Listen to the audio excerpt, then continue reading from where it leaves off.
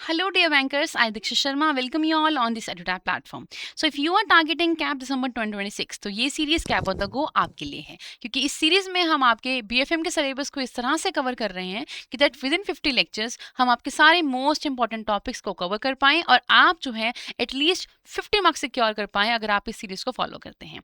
तो इस सीरीज में आपको सारे के सारे इंपॉर्टेंट टॉपिक्स जो हैं वो विद इन 50 लेक्चर्स आपको मिल जाएंगे।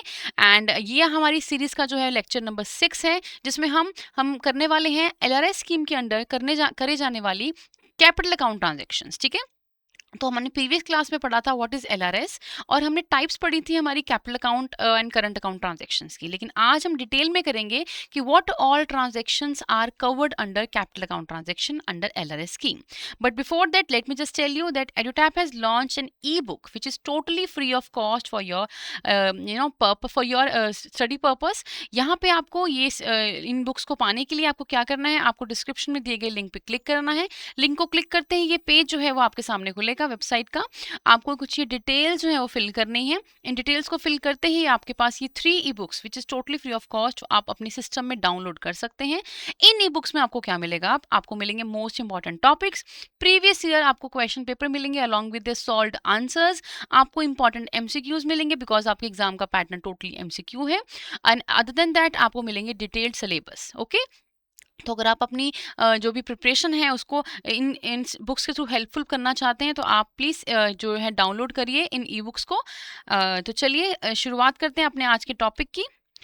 Okay, so topic is what are the various capital account transaction which is covered under LRS। तो अभी आपको मैंने प्रीवियस क्लास में बताया था कि current account capital account transactions कौन सी ट्रांजैक्शंस होती हैं। ये वो ट्रांजैक्शंस होती हैं which is going to affect your asset and liability status. ये हमने प्रीवियस क्लास में पढ़ा था। कोई भी ऐसी ट्रांजैक्शन जो किसी भी इंडिविजुअल के एसेट्स को क्रिएट करती है, लाइबिलिटीज को क्रिएट करती है, उन पे चार्ज क्रिएट करती है, उसे हम क्या बोलते हैं, कैपिटल अकाउंट ट्रांजैक्शन। तो अब पढ़ते हैं बहुत सारी ऐसी कैटेगरीज जो इस ऐसी बहुत सारी ट्रांजैक्शन जो फॉल करती है हमारी कैपिटल अकाउंट ट्रांजैक्शन के अंदर। तो सबसे पहले हमारे पास है remittances to IFSCs। What is IFSC? सबसे पहले समझते हैं ये IFSC है क्या। मान लीजिए इंडिया में कोई ऐसी जगह, ठीक है, जो है तो इंडिया की जोग्राफिकल बाउंड्रीज के अंदर, बट वहाँ सारी की सारी जो ट्रांजेक्शन है वो इंटरनेशनल करेंसी या फॉरेन करेंसी में होती है। ऐसा एज्यूम करके देखिए।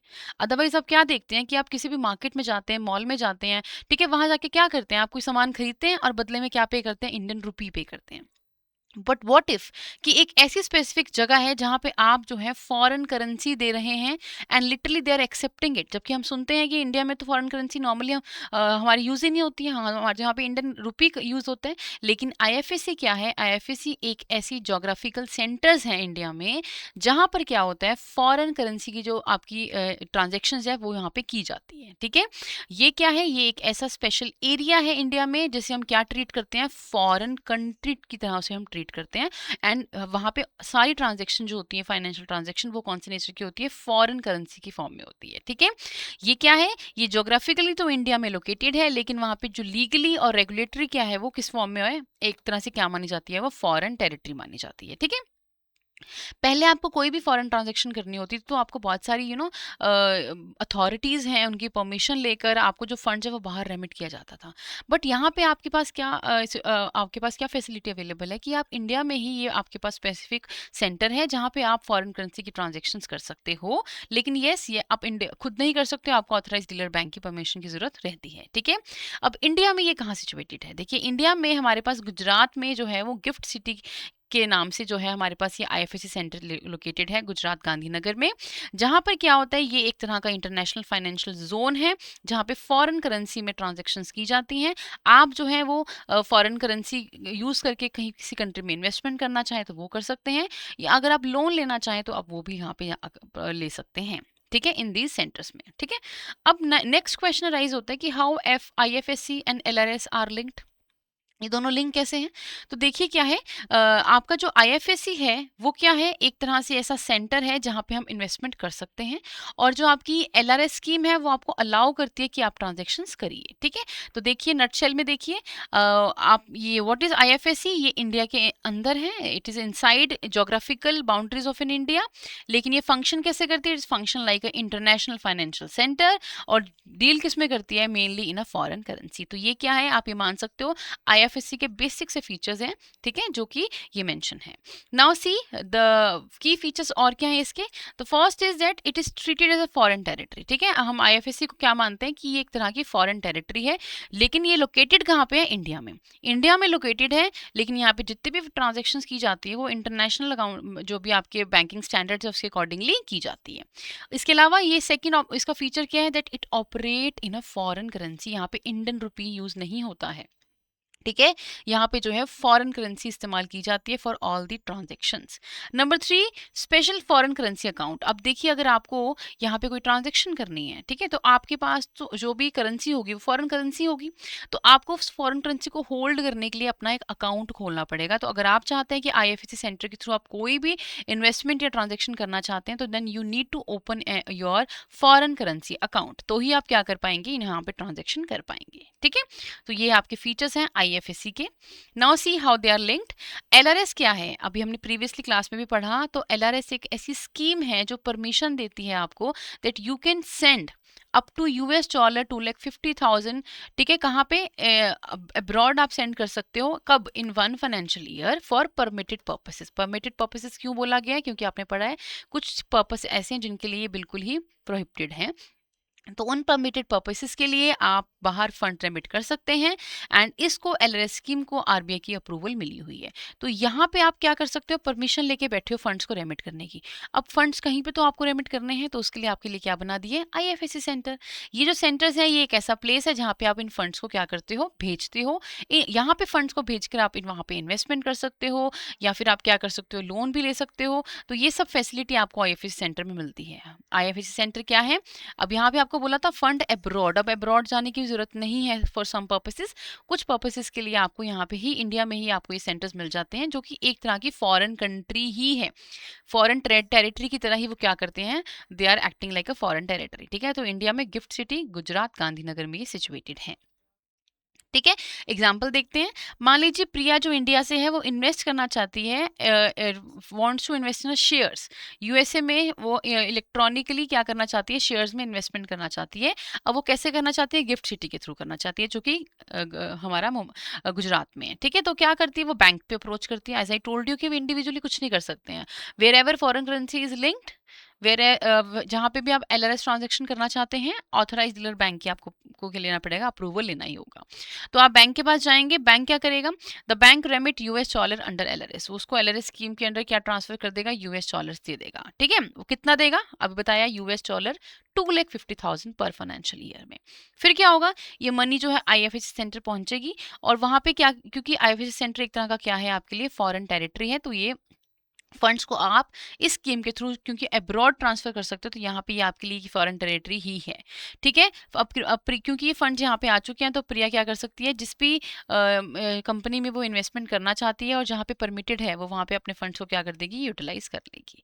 So this is example of IFSC centre जहाँ पे ट्रांजेक्शन हुई अलॉन्ग विद एलआरएस स्कीम, जिसके थ्रू यहाँ पे ट्रांजेक्शन हुई। ठीक है, ओके। सो अभी हमने यहाँ पे पढ़ा कि आपको जो ट्रांजेक्शन करनी है उसके लिए आपको एक स्पेसिफिक अकाउंट ओपन करवाना पड़ता है। नॉर्मल जो इंडिया के नॉर्मल अकाउंट्स है उसके थ्रू आप ट्रांजेक्शन नहीं कर सकते हो। तो जो अकाउंट आपको ओपन करवाना है वो कौन सा अकाउंट ओपन करवाना है? स्पेशल फॉरेन करेंसी अकाउंट जो है वो एलआरएस स्कीम के अंडर आपको ओपन करवाना रहता है।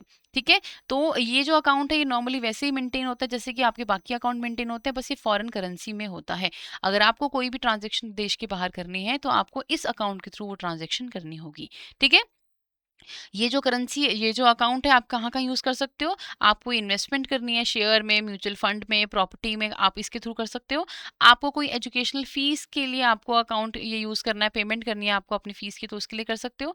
कोई सैलरी रिसीव करनी है अब्रॉड से आपको आ रही है, या फिर आपने कोई डे टू डे एक्सपेंसेस जो हैं वो उसके लिए आपको बेयर करनी है, तो आप ये अकाउंट का इस्तेमाल कर सकते हो। ठीक है, अब इस अकाउंट के कुछ स्पेशल फीचर्स हैं, आप देखिए क्या है। सबसे पहले ये अकाउंट पे कोई भी इंटरेस्ट नहीं मिलता है। ओके, नॉर्मल जो भी आपके अकाउंट्स यूजुअली होते हैं आपके इंडियन बैंक्स में, ठीक है, जैसे कि आपके सेविंग अकाउंट है, फिक्स्ड डिपॉजिट है, उस पे आपको इंटरेस्ट मिलता है। लेकिन यहाँ पे आपको कोई भी आपको अकाउंट जो है उस पे इंटरेस्ट नहीं मिलता है, क्योंकि current account kind of account आपका ये माना जाता है, ठीक है। तो no interest is paid on these accounts. इसमें अगर आपका पैसा जो 15 डेज तक आइडियल पड़ा है, आप उससे इस्तेमाल नहीं कर रहे हो, तो आपको वो इंडिया में वापस भेजना है। It has to be repatriate within a 15 days, आपको वो फंड को है इंडिया में वापस भेजना है। नेक्स्ट है, कोई भी डोमेस्टिक ट्रांजेक्शन नहीं कर सकते हो। अगर आपको कोई डोमेस्टिक कोई कंपनी में कुछ परचेज करना है, ठीक है, तो आप ये अकाउंट का इस्तेमाल नहीं कर सकते। ये अकाउंट का इस्तेमाल सिर्फ और सिर्फ जो ट्रांजेक्शन आउटसाइड इंडिया है उन्हीं के लिए किया जा सकता है। एडी कंप्लायंस, जो भी आप ट्रांजेक्शन कर रहे हो उसमें अथराइज डीलर की जो कंप्लायंस है वो होनी चाहिए। आप एलआरएस स्कीम के बियॉन्ड नहीं भेज सकते हो, और उसके अंदर भी जो भी लिमिट्स है उसके विद इन दैट लिमिट से आप क्या कर सकते हो, ये अमाउंट ट्रांसफर कर सकते हो। ये इंश्योरिटी कौन देगा? ये ऑथराइज डीलर जो आपके बैंक्स है वो इंश्योरिटी देंगे, ठीक है। तो ये है आपका स्पेशल फॉरेन करेंसी अकाउंट जो आपको चाहिए होता है अगर आप आईएफएससी सेंटर्स में थ्रू एलआरएस स्कीम क्या करना चाहते हो, इन्वेस्टमेंट करना चाहते हो, ठीक है। This is a first transaction जो हम करते हैं हमारी कैपिटल अकाउंट ट्रांजेक्शन के अंदर। चलिए, now the second is capital transaction जो आपकी अदर नेचर्स की हैं, जैसे कि फर्स्ट इज इमूवेबल प्रॉपर्टी में इन्वेस्टमेंट करना। अगर कोई भी इंडिविजुअल कोई भी इमूवेबल प्रॉपर्टी जो अब्रॉड में है, कोई फ्लैट है, कोई कोई घर है, कोई हाउस खरीदना चाहता है, कोई भी ऐसी प्रॉपर्टी है उसे परचेज करना चाहता है, कोई रेजिडेंशियल प्रॉपर्टी या कमर्शियल प्रॉपर्टी को परचेज करना चाहता है, तो वो कर सकता है थ्रू एलआरएस स्कीम। ये अलाउड है, ठीक है, नंबर 1। नंबर 2, अगर कोई इन्वेस्टमेंट करना चाहते हो आप, if you want to invest your funds, ठीक है, इन थ्रू एलआरएस स्कीम, अब ये इन्वेस्टमेंट कहाँ करनी है? आपको इन्वेस्टमेंट शेयर्स में करनी है, ठीक है, या आपको ये कोई डेट इंस्ट्रूमेंट्स में करनी है, या कोई म्यूचुअल फंड्स में करनी है, या कोई जॉइंट वेंचर या होली ऑन सब्सिडरी जो आपको आपने सेटअप करना है, तो उन पर्पसेस के लिए, इन इन्वेस्टमेंट पर्पसेस के लिए आप जो है एलआरएस फंड्स को क्या कर सकते हो, फंड्स को रेमिट्स कर सकते हो, तो ये भी अलाउड है। अब बात करते हैं कौन कौन से शेयर्स में आप इन्वेस्टमेंट कर सकते हो। तो चाहे वो लिस्टेड शेयर है, मतलब स्टॉक एक्सचेंज पे लिस्टेड है, ओके, स्टॉक एक्सचेंज में लिस्टेड है, उनमें भी आप इन्वेस्टमेंट कर सकते हो। चाहे वो अनलिस्टेड कोई प्राइवेट कंपनी है, तो आप उनमें भी क्या कर सकते हो, इन्वेस्टमेंट कर सकते हो। इसके अलावा अगर आपको क्वालिफिकेशन शेयर्स चाहिए, what is qualification shares? Qualification shares वो शेयर्स होते हैं जो कंपनी के डायरेक्टर बनने के लिए रिक्वायर्ड होते हैं। तो अगर आपको उन शेयर में इन्वेस्टमेंट करने हैं तो वो भी अलाउड है। थर्ड है शेयर्स फॉर सर्विसेज। इसका मतलब आपने कोई सर्विसेज दी, उसके बदले में आपको कैश की जगह बैंक कंपनी ने क्या दे दिया, शेयर्स दे दी। मान लीजिए मैंने किसी कंपनी को कोई भी सर्विसेज प्रोवाइड करी हैं, और उसके बदले में बैंक ने कंपनी ने क्या किया, मुझे शेयर्स दे दिए instead of paying a cash, तो ये भी इसमें अलाउड है। इसके अलावा डेट इंस्ट्रूमेंट, कोई बॉन्ड्स हैं, डिबेंचर्स हैं, उनमें भी आप इन्वेस्टमेंट कर सकते हो। म्यूचुअल फंड्स हैं, वेंचर कैपिटल फंड्स हैं, and other than that very very important joint venture and Holi own subsidiary, अगर आप सेटअप करना चाहते हो इंडिया के बाहर, तो उसके लिए भी आप इन्वेस्टमेंट कर सकते हो। It is totally allowed, okay. अभी थोड़ा सा डिटेल में करते हैं जॉइंट वेंचर और होली ओन्ड सब्सिडरी को। तो जो भी आपकी जॉइंट वेंचर क्या होते हैं, जॉइंट वेंचर क्या होते हैं, जहाँ पे कोई भी इंडियन रेजिडेंट, ठीक है, इंडियन रेजिडेंट, मान लीजिए यहाँ पे इंडिया से कोई राम है, ठीक है, राम जो है वो बिजनेस सेटअप करना चाहता है किसी फॉरेन पार्टनर जोन के साथ। जोन जो है वो यूएसए से है, ठीक है, ये राम जो है इंडिया से है, ये दोनों मिलके क्या करना चाहते हैं, कोई बिजनेस सेटअप करना चाहते हैं, तो उसको हम क्या बोलते हैं, जॉइंट वेंचर। और होली ओन्ड सब्सिडरी क्या होता है? होली ओन्ड सब्सिडरी होता है कि आप बाहर जाकर कोई कंपनी सेटअप कर रहे हो जिसके आप 100% ऑनर हो, ठीक है, पूरी की पूरी आप ऑन कर रहे हो उस कंपनी को।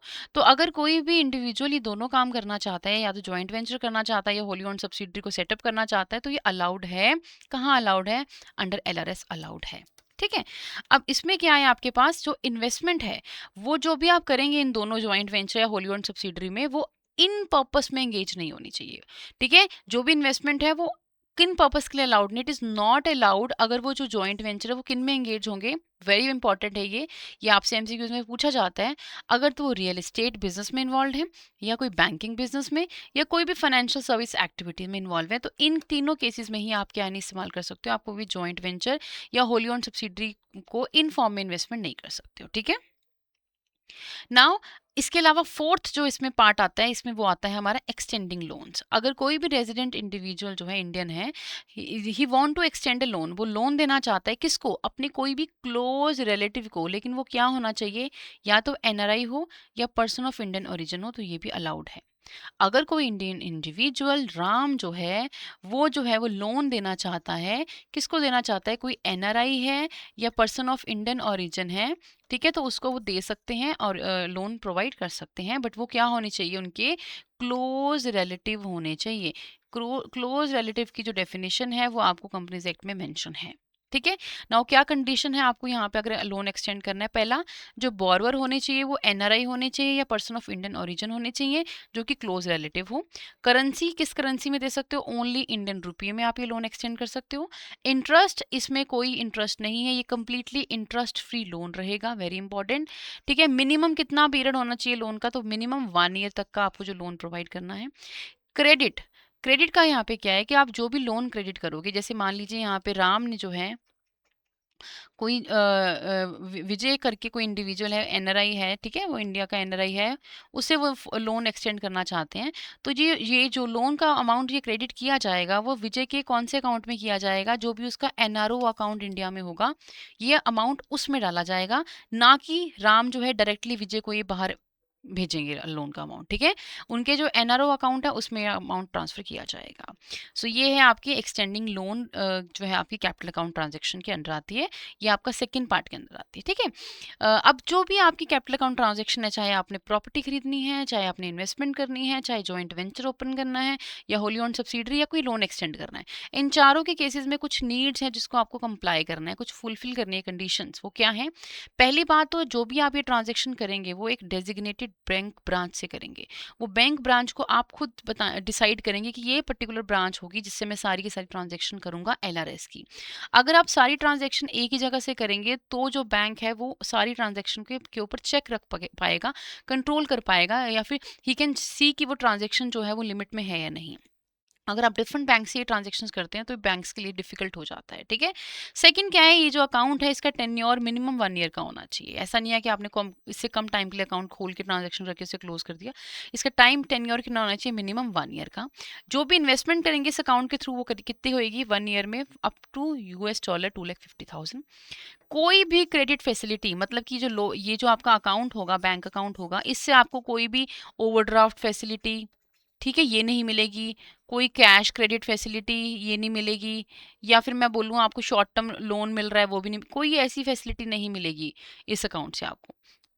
अदर देन दैट, अगर कोई भी फैमिली मेंबर हैं, ठीक है, वो फॉरेन में, बाहर अब्रॉड में कोई भी ऐसी प्रॉपर्टी, मान लीजिए कोई भी प्रॉपर्टी परचेज करना चाहते हैं और वो प्रॉपर्टीज वो परचेज कर रहे हैं उसके वो को ऑनर है, ठीक है, को ऑनर है उस प्रॉपर्टी के, वो को ऑनर है, जॉइंट ओनरशिप में वो उसे खरीदना चाहते हैं, तो उस केस में वो फैमिली मेंबर्स क्या करेंगे, अपने इंडिविजुअल जो उनकी एलआरएस लिमिट्स होंगी, ये एलआरएस लिमिट पार्टनर 1 की है, ये एलआरएस लिमिट फैमिली मेंबर 2 की है, ये एलआरएस लिमिट फैमिली मेंबर 3 की है, तो ये क्या करेंगे, इन्हें वो क्या कर सकते हैं, पूल कर सकते हैं, ठीक है, ये अपनी लिमिट्स को क्या कर सकते हैं, पूल कर सकते हैं, बट कंडीशन क्या है कि इसको पूल करके वो एक जो प्रॉपर्टी खरीदेंगे वो उसके क्या होने चाहिए, को ओनर होने चाहिए, ठीक है, तो ये भी अलाउड है, ठीक है। तो ये आपकी आती है remittances to capital account transaction under LRS, जो कि आपकी 4 इन नंबर है, ठीक है। नाउ थर्ड क्या है आपके पास, थर्ड है अगर आप कोई भी ओवरसीज डायरेक्ट इन्वेस्टमेंट करते हैं, ओडीआई, ओवरसीज मतलब अब्रॉड, डायरेक्ट इन्वेस्टमेंट मतलब कि बाहर कोई भी इन्वेस्टमेंट कर रहे हो आप, कहाँ पे, ओवरसीज में। तो इसका मतलब क्या है कि कोई भी रेजिडेंट इंडियन जो है वो इंडिया के बाहर जो है वो किसी भी बिजनेस में क्या कर सकता है, डायरेक्ट इन्वेस्टमेंट कर सकता है। कैसे कर सकता है, चाहे अकेला करे या किसी के साथ जॉइंटली करे, किसी विद अनदर रेजिडेंट या एंटिटी, ठीक है। अब वो इन्वेस्टमेंट करेगा किस में, तो इन्वेस्टमेंट जो है वो इक्विटी शेयर्स में कर सकते हैं, या फिर ऐसे प्रेफरेंस शेयर्स में जो कि कन्वर्टेबल, कंपल्सरली कन्वर्टेबल हो, कुछ टाइम बाद वो इक्विटी में कन्वर्ट हो जाए, ठीक है। और वो जो भी इन्वेस्टमेंट होगी वो किसकी फॉर्म में हो सकती है, जॉइंट वेंचर या होली ओन्ड सब्सिडरी की फॉर्म में हो सकती है, ठीक है। तो आई होप ओडीआई का मतलब समझ आ गया हो, जहाँ पे कोई भी रेजिडेंट इंडिविजुअल देश के बाहर जॉइंट वेंचर या होली ओन्ड सब्सिडरी में क्या कर सकते हैं, इन्वेस्टमेंट कर सकते हैं, अकेले कर सकते हैं या जॉइंटली किसी एंटिटी के साथ कर सकते हैं, और किस में कर सकते हैं, शेयर्स में या फिर कन्वर्टेबल प्रेफरेंस शेयर्स में कर सकते हैं, ठीक है। एक तो ये हो गया। अब इसमें यहाँ पे एक फोकस किया गया वर्ड वो है डायरेक्ट इन्वेस्टमेंट, ठीक है। तो डायरेक्ट इन्वेस्टमेंट में किस किस तरीके को हम डायरेक्ट इन्वेस्टमेंट मानेंगे। नंबर वन, अगर आप जो है वो किसी कंपनी की जो है कैपिटल में कंट्रीब्यूट कर रहे हैं, मेजर पार्ट में कंट्रीब्यूट कर रहे हैं, तो उसको हम क्या मानेंगे, डायरेक्ट इन्वेस्टमेंट। ठीक है, अगर मान लीजिए कोई बिजनेस स्टार्ट करना है, उस स्टार्ट को करने से पहले जो पैसा चाहिए आप उसमें इन्वेस्टमेंट कर रहे हो, तो उसको हम क्या बोलते हैं, डायरेक्ट इन्वेस्टमेंट बोलते हैं। या फिर आप उसकी जो MOA है, मेमोरेंडम ऑफ एसोसिएशन है, उसमें सब्सक्राइब कर रहे हो, सब्सक्रिप्शन ले रहे हो उसकी। इसका मतलब क्या है कि जब आपकी कंपनी सेटअप हो रही थी, उस टाइम पे जब कंपनी इनकॉर्पोरेट हो रही थी, तब आपने क्या किया, उनके शेयर्स को बाय किया है। ठीक है, buying share while the foreign company is being incorporated. जब वो इनकॉर्पोरेट हो रही थी, अभी प्रोसेस में थी, तब आपने उसे क्या किया, बाय किया। जब उसकी रजिस्ट्रेशन हो रही थी, उस टाइम पे आपने क्या किया, उनके शेयर्स को बाय किया, तो ये भी डायरेक्ट इन्वेस्टमेंट कहलाएगी। थर्ड क्या है, आपने उनके कोई एग्जिस्टिंग शेयर्स खरीदे हैं। ठीक है, एग्जिस्टिंग शेयर्स आपको पता है कहाँ से खरीदे जाते हैं, स्टॉक एक्सचेंज से। तो आपने उनके स्टॉक एक्सचेंज से वो क्या किए हैं, एग्जिस्टिंग शेयर्स को परचेज किया है, या फिर आपने प्राइवेट प्लेसमेंट की है। ठीक है, प्राइवेट प्लेसमेंट का मतलब क्या होता है कि आपने बहुत सारे शेयर अकेले नहीं परचेज कर लिए। तो ये जो है, इसे भी हम क्या कहलाएंगे, डायरेक्ट इन्वेस्टमेंट ही कहलाएगी। तो ओवरसीज डायरेक्ट इन्वेस्टमेंट में डायरेक्ट इन्वेस्टमेंट का मतलब क्लियर होना चाहिए। अगर आप इनके अलावा पोर्टफोलियो इन्वेस्टमेंट कर रहे हो, छोटे मोटे शेयर्स में इन्वेस्टमेंट कर रहे हो, तो वो आपकी ओवरसीज डायरेक्ट इन्वेस्टमेंट नहीं कहलाएगी। ठीक है, डायरेक्ट इन्वेस्टमेंट का मतलब ये है कि आपने उनका मेजर शेयर होल्डिंग जो है कैपिटल में कंट्रीब्यूट किया हो। नाउ अब देखिए, इसमें कुछ ODI में कुछ क्या है आपके पास पॉइंट्स हैं। पहला पॉइंट क्या है, डिसइन्वेस्टमेंट। अगर आप इस इन्वेस्टमेंट को क्या करना चाहते हो, सेल करना चाहते हो, यू वांट टू डिसइन्वेस्ट, तो इट मींस डिसइन्वेस्टमेंट का मतलब क्या होता है, सेलिंग योर ओवरसीज इन्वेस्टमेंट। तो ये अलाउड है, लेकिन आफ्टर 1 ईयर, 1 साल बाद ही कर सकते हो। 1 साल से पहले आप कभी मन किया आपने ये इन्वेस्टमेंट को सेल करते, तो ये अलाउड नहीं है। You are not allowed, it is allowed only after 1 year, number one. Number two, आप इसको राइट ऑफ भी नहीं कर सकते हो। राइट ऑफ का मतलब क्या होता है, जहाँ पे इंडिविजुअल क्या करता है, अपनी इन्वेस्टमेंट को मतलब छोड़ देता है कि ठीक है, मुझे रिटर्न भी नहीं चाहिए, तो ये भी अलाउड नहीं है। इसका मतलब होता है गिविंग अप कर देना इन्वेस्टमेंट से विदाउट रिसीविंग मनी बैक, तो ये भी अलाउड नहीं है। ठीक है, number two, FATF non compliant countries. FATF क्या होता है, फाइनेंशियल एक्शन टास्क फोर्स। ये वो आपकी मतलब एजेंसी है जो ये चेक करती है कि कोई भी कंट्री जो है, उसकी जो भी ट्रांजैक्शन, जो कंट्रीज है, वो किस में इन्वॉल्व ना हो, मनी लॉन्ड्रिंग या टेररिस्ट फंडिंग में इन्वॉल्व ना हो। तो ऐसी कोई कंट्रीज जो कि नॉन कंप्लायंट है इस एजेंसी को, यहाँ पे इनके रूल्स को फॉलो नहीं करती है, तो आप उन कंट्रीज में ODI इन्वेस्टमेंट नहीं कर सकते हो। ऐसी कंट्रीज जो कि क्या है, FATF नॉन कंप्लायंट कंट्रीज हैं, और दूसरा जहाँ पे हाई रिस्क इन्वॉल्व है, आप उनमें ODI इन्वेस्टमेंट नहीं कर सकते हो। नंबर थ्री, जो भी फंड्स आपको मिलेगा इन्वेस्टमेंट करने के बाद, by way of dividend, royalty, interest, कुछ भी मिल रहा है, आपको विद इन 60 डेज वो आपको रिपाट्रिएट करना है। ठीक है, send back to your country within 60 days, very very important. Next, very important again, how to value your existing joint venture. मान लीजिए कोई जॉइंट वेंचर ऑलरेडी एग्जिस्ट कर रहा था, ठीक है, या फिर कोई होली ऑन सब्सिडरी एग्जिस्ट कर रही है, आपने उसमें इन्वेस्टमेंट करी है, तो आप उसकी वैल्यूएशन कैसे करोगे, तो उसकी वैल्यूएशन के लिए यहाँ पे कुछ क्राइटेरिया है। अगर तो जो इन्वेस्टमेंट की गई है, उसका जो अमाउंट है वो ज़्यादा है $5 मिलियन से, तो उसकी वैल्यूएशन कैसे होगी, उसकी वैल्यूएशन कैटेगरी 1 मर्चेंट बैंकर जो है वो उसकी वैल्यूएशन करेंगे। और अगर कोई इन्वेस्टमेंट जो आपने की है वो ये लेस देन $5 मिलियन से, $5 मिलियन से कम इन्वेस्टमेंट की है, तो उसकी जो वैल्यूएशन है वो कौन करेगा, चार्टर्ड अकाउंटेंट करेंगे, या सर्टिफाइड पब्लिक अकाउंटेंट करेंगे, जो कि वेरीफाइड हो। ठीक है, वो इसकी क्या करेंगे, वैल्यूएशन करेंगे। तो आई होप ये क्लियर है आपको। आपसे पूछा जा सकता है कि अगर $5 मिलियन से ज़्यादा इन्वेस्टमेंट है, तो उसकी वैल्यूएशन कौन करेगा, तो कैटेगरी 1 मर्चेंट बैंकर्स करेंगे। ठीक है, तो ये तो कुछ पॉइंट्स थे जो आपको ध्यान में रखने हैं जब आप ओवरसीज डायरेक्ट इन्वेस्टमेंट करोगे। नाउ अब कुछ रूल्स हैं जो कंप्लाई करने हैं आपको, डॉक्यूमेंटेशन भी है, वो क्या है देखिए। सबसे पहले तो आपको कोई भी अगर आपको ODI इन्वेस्टमेंट करनी है, तो उसको लिए आपको एक फॉर्म A2 फिल करना है विद फेमा डिक्लेरेशन। ठीक है, आपको सबमिट करना है फॉर्म A2, जिस उसके अलॉन्ग विद दैट आपने डिक्लेयर करना है फेमा डिक्लेरेशन कि आपने सारी की सारी जो कंडीशंस है वो फुलफिल की हैं। ठीक है, while doing this investment. Second है सिंप्लीफाइड डॉक्यूमेंटेशन। अगर आपकी जो भी इन्वेस्टमेंट है, जो भी आप ODI इन्वेस्टमेंट कर रहे हो, वो $25,000 से कम है, ठीक है, तो उस केस में तो आपको जो मतलब कि जो फॉर्म फिलिंग है वो आपको प्रोसीजर थोड़ा इजी रहेगा। उसमें आपको बहुत ज़्यादा डॉक्यूमेंटेशन नहीं करनी है, बहुत ही कम डॉक्यूमेंट्स के साथ क्या कर सकते हो, आप ये इन्वेस्टमेंट कर सकते हो। थर्ड क्या है, you have to declare the source of a fund. देखिए, अगर आप बाहर इन्वेस्टमेंट कर रहे हो, एलआरएस स्कीम के थ्रू आप बाहर इन्वेस्टमेंट कर रहे हो, तो देखिए बहुत ज़रूरी है जानना कि जो अमाउंट आप बाहर इन्वेस्ट कर रहे हो उसका सोर्स क्या है। सम टाइम क्या होता है, सोर्सेज जो होते हैं वो कोई इलिजिटिमेटेड मतलब इलीगल आपके सोर्सेज भी हो सकते हैं। ठीक है, तो इस केस में जो बैंक है वो कीप ऑन चेकिंग कि आपका जो है सोर्स ऑफ फंड क्या है। तो आपको जो इन्वेस्टर है उसको डिक्लेयर करना होगा उसके सोर्सेज ऑफ फंड क्या है, और जो बैंक है वो उसको वेरीफाई भी करेगा कि क्या ये असली में लेजिटिमेट सोर्स ही है। ठीक है। Number 4, pan mandatory, very very important. अगर आपको एलआरएस स्कीम के थ्रू कोई भी अमाउंट ट्रांसफर करना है तो उसके लिए आपको सबसे इंपॉर्टेंट क्या है, पैन कार्ड आपका होना चाहिए। ठीक है, pan is required for all the ODI remittances. इसके अलावा फॉर्म ओडीआई, आपको जो है फॉर्म ओडीआई जो है वो आपको फिल करना होगा, जो कि पार्ट 1 ऑफ फॉर्म ओडीआई है, वो आपको हमेशा फिल करना होता है जॉइंट वेंचर और होली ओन्ड सब्सिडरीज के लिए। ठीक है, वो जो फॉर्म है it must be submitted with in 30 days of the first remittance. जैसे आपने फर्स्ट रेमिटेंस करी एलआरएस स्कीम के थ्रू इन्वेस्टमेंट करने के लिए, उसके 30 डेज़ के अंदर-अंदर आपको ये फॉर्म जो है उसको वो क्या करना है, आपको सबमिट करना है। अम, और एडी बैंक जो है वो रिपोर्ट करेंगे इसको विदिन नेक्स्ट 30 डेज़, या विदिन 30 डेज़ वो क्या करेंगे, आरबीआई को भी इन्फॉर्म करेंगे कि ये जो रेमिटेंस हो चुकी है। इसके बाद एविडेंस क्या होगा इन्वेस्टमेंट का, अगर आपने बाहर इन्वेस्टमेंट कर दी उसके बाद आपको क्या करना है, विद इन 6 मंथ रेमिटेंस जैसे आपने करी, मान लीजिए आपने 1 जनवरी को आपने रेमिटेंस करी है, तो विद इन 6 मंथ उसके 6 मंथ के बाद आपको वहाँ पे आपको कुछ ना कुछ सर्टिफिकेट तो इशू हुआ होगा शेयर्स का। अगर आपने शेयर में इन्वेस्टमेंट की है तो आपको वो सर्टिफिकेट्स हैं या बाकी डॉक्यूमेंट्स हैं, वो आपकी एविडेंस का काम करेंगे, जो आपको ऑथराइज डीलर बैंक को जो है सबमिट करने हैं एज अ प्रूफ कि देखिए हमने जो बाहर रेमिटेंस की थी वो रेमिटेंस हमने एक्चुअली में ओडीआई इन्वेस्टमेंट के लिए की है, और ये जो है हमारा वो प्रूफ है उस चीज़ का। ठीक है।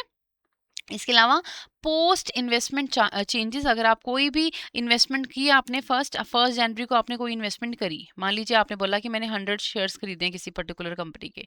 अगर उसके बाद आपने इन्वेस्टमेंट के बाद थोड़ा टाइम बाद कुछ और चेंजेस किए, मान लीजिए आपने 100 से 200 शेयर्स कर दिए या कम कर दिए, ज़्यादा कर दिए, तो कोई भी चेंजेस हुए हैं इन्वेस्टमेंट की डिटेल्स में वो आपको रिपोर्ट करना है within 30 days to your authorise dealer bank.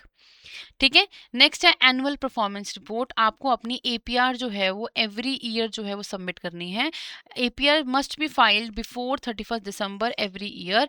इसमें आपको एफएलए मतलब कि फॉरेन करेंसी की लाइबिलिटी एसेट की जो है रिटर्न वो शो करने की ज़रूरत नहीं है। आपको अपनी अपनी एनुअल जो है परफॉर्मेंस रिपोर्ट जो है वो बस सबमिट करनी है your to your authorise dealer bank. इसके अलावा डिसइन्वेस्टमेंट, अभी मैंने आपको बताया यूजुअली डिसइन्वेस्टमेंट आपको अलाउड नहीं है, 1 ईयर से पहले आप डिसइन्वेस्टमेंट नहीं कर सकते हो।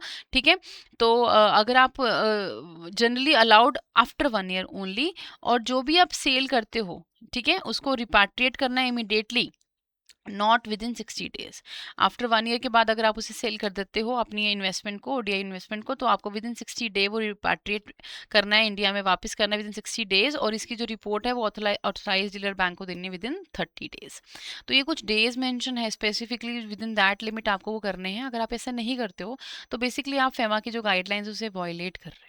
ठीक है, तो ये आपकी ओडीआई इन्वेस्टमेंट रही है। ठीक है, now fourth type of transaction जो आपकी कैपिटल अकाउंट ट्रांजैक्शन के अंदर आती हैं, ये आपकी है loan by resident individual to NRI close relative. अगर कोई भी आप जो लोन है वो रेजिडेंट इंडिविजुअल जो है वो अपने क्लोज रिलेटिव को लोन दे रहे हैं, तो वो इसके अंदर आते हैं। अब इसकी कुछ कंडीशंस है, ये हमने थोड़ी सी पहले भी पढ़ी हैं।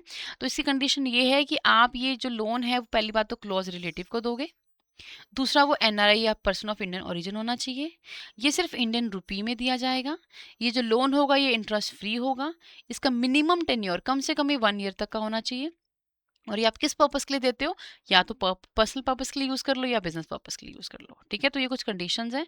इसके अलावा ये जो अमाउंट आप दोगे ये किस कौन से अकाउंट में आपको क्रेडिट करना है, तो आपको ये उनके एनआरओ अकाउंट, जो भी उस फॉरेन इंडिविजुअल जो भी एनआरआई है आपका, उस एनआरआई के जो इंडिया में जो उसका एनआरओ अकाउंट होगा उसी अकाउंट में क्या करना है, इस अमाउंट को क्रेडिट करना है। ठीक है, आप डायरेक्टली उसको ये अमाउंट एनआरआई को डायरेक्टली उसके उधर फॉरेन कंट्री के में जो उसका अकाउंट है उसमें ट्रांसफर नहीं कर सकते हो, पहली बात। दूसरी बात है रीपेमेंट की। रीपेमेंट मतलब जब एनआरआई आपको रीपेमेंट देगा लोन की, तो वो कहाँ कौन कौन से सोर्सेज से दे सकता है, एक तो क्या कर सकता है वो इनवर्ड रेमिटेंस, जो भी वो बाहर से डायरेक्ट फंड भेजे, या फिर जो उसका एनआरओ अकाउंट है वो उसके थ्रू क्या कर सकता है, ये एनआरई या एफसीएनआर अकाउंट, जो भी ये अकाउंट जो है हम अलाउ करते हैं एनआरआई को मेंटेन करने के लिए इंडिया में, तो इन अकाउंट्स के थ्रू वो क्या कर सकता है, इन लोन की रीपेमेंट कर सकता है। ओके, सो ये सारे क्या हैं आपके कैपिटल अकाउंट ट्रांजैक्शन, ठीक है, जो कि हम करते हैं अंडर दी एलआरएस स्कीम।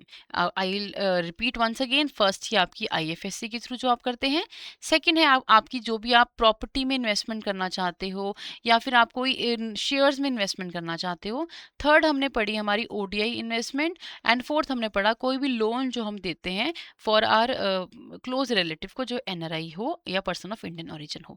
ये सारी आपकी ट्रांजेक्शन आती है कैपिटल अकाउंट ट्रांजेक्शन के थ्रू।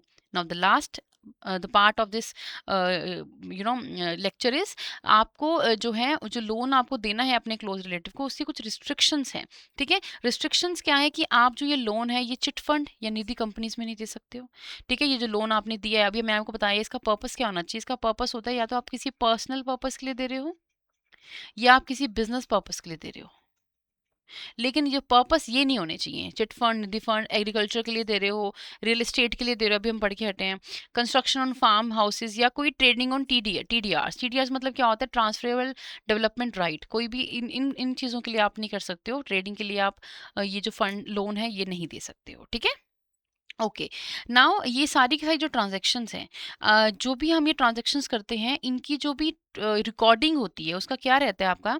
तो आपकी रिपोर्टिंग रिक्वायरमेंट्स क्या रहती है एलआरएस के अंदर। सबसे पहले तो बात करूं मैं 2018 से पहले, अप्रैल 2018 से पहले क्या होता था, जो आपके ऑथराइज डीलर बैंक होते थे वो जितनी भी एलआरएस की ट्रांजैक्शंस होती थी एक साल में, ठीक है, जितनी भी एलआरएस ट्रांजैक्शंस होती थी उसकी जो भी रिकॉर्डिंग करते थे, उसमें जो भी मेंशन करते थे ना, वो कैसे करते थे, जो भी आपका कस्टमर है वो जो भी डिक्लेरेशन देता था उसके बेसिस पे करते थे। कस्टमर डिक्लेयर करता था मैंने इतना अमाउंट भेजा, इस पर्पस के लिए भेजा, तो ऑन दैट ग्राउंड क्या करते थे आप, उसे रिकॉर्डिंग कर लेते थे। पर क्या होता था, इसका कोई वेरिफिकेशन सोर्स नहीं होता था, ठीक है, और जिससे कि फ्रॉड ये सब चीज़ें इन्वॉल्व हो जाती थी।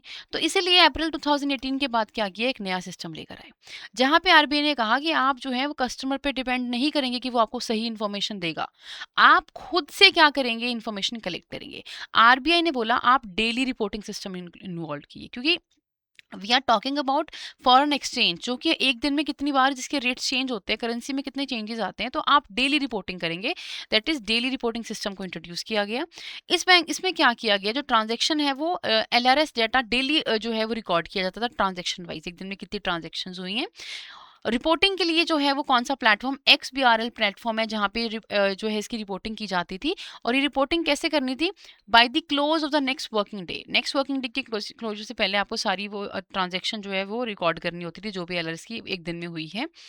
अगर किसी ने कोई ट्रांजेक्शन नहीं हुई, एक दिन में किसी ने कोई भी ट्रांजेक्शन नहीं करी, कोई किसी ने भी एलआरएस स्कीम के थ्रू फंड नहीं रेमिट किए, तो आप उस दिन नील रिपोर्ट डाल के भेजेंगे कि आज की रिपोर्ट नील है। इसके अलावा ये जो भी रिपोर्ट्स होंगी, ठीक है, इस प्लेटफॉर्म पे जो भी रिपोर्ट्स अपडेट की जाएंगी, उस रिपोर्ट का एक्सेस जो है वो सारे एडी बैंक्स को दिया जाएगा, ताकि वो मॉनिटर कर पाएँ कि जितनी भी ट्रांजैक्शंस हो रही हैं उनकी लिमिट जो है दैट इज़ यूएस डॉलर 2,50,000 तक ही हो, और दूसरा कोई भी इलीगल एक्टिविटी या इलिजिमिट तरीके से फंड्स को बाहर ना भेज रहा हो, और ताकि ये भी चेक कर पाए कि कोई मल्टीपल रेमिटेंसेस ना कर रहा हो, ठीक है। तो ये जो है वो ये ज़्यादा आप कह सकते हो ट्रांसपेरेंट तरीका हो गया रिपोर्टिंग करने का, और इसमें चांसेस ऑफ फ्रॉड जो है वो कम हो गए, ठीक है। तो ये रिपोर्टिंग जो है वो आपका अप्रैल 2018 के बाद जो ये न्यू सिस्टम लॉन्च किया गया था। So I hope this is clear to everyone. अब हम कुछ क्वेश्चंस करेंगे, उन क्वेश्चन के बेसिस पे हम पता लगा पाएंगे कि हमें ये टॉपिक कितना समझ आया है, ठीक है। तो फर्स्ट क्वेश्चन क्या है आपका, अगर एक पर्सन जो है वो रेमिटेंस करता है एलआरएस के थ्रू, किस में, ओडीआई में, ठीक है, he need to repatriate all the dues, जितने भी उसको वहाँ डिविडेंड रिसीव होता है, इंटरेस्ट रिसीव होता है, टेक्निकल फी, रॉयल्टी जो भी रिसीव होती है, उसको विद इन हाउ मच, कितने दिनों के अंदर उसको रिपाट्रिएट करना है टू देयर नेशन। तो वो कितना था, it should be 60 days of such amount falling due, ठीक है। तो इसका ऑप्शन क्या है, बी। नेक्स्ट है हमारे पास question number 2, a resident Indian grant an interest free INR loan, ठीक है। एक रेजिडेंट इंडियन जो है वो ग्रांट करता है एक इंटरेस्ट फ्री आईएनआर लोन, किसको करता है, अपने एनआरआई ब्रदर को उसने किया, ठीक है।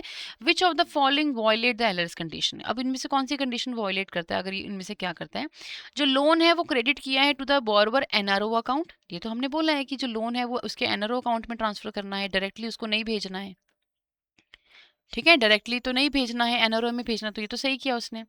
लोन का जो टेन्योर होना चाहिए वो 18 मंथ का होना चाहिए। ठीक है, 18 मंथ हो गया।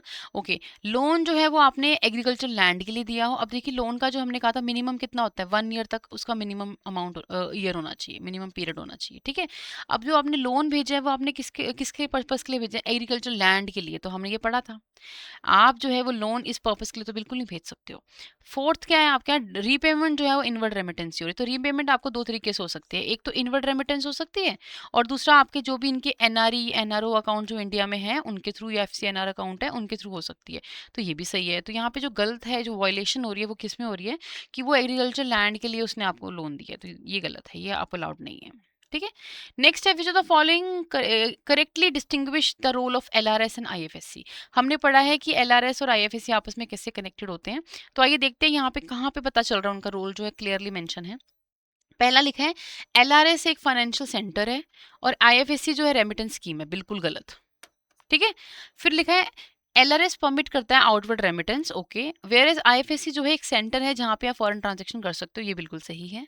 आगे देखिए, बोथ एलआरएस एंड आईएफएससी जो है फॉरेन एक्सचेंज रेगुलेट करता है, नो। एलआरएस और आईएफएससी जो governed by exclusively by SEBI, SEBI ये करता है उससे रेगुलेट, नो।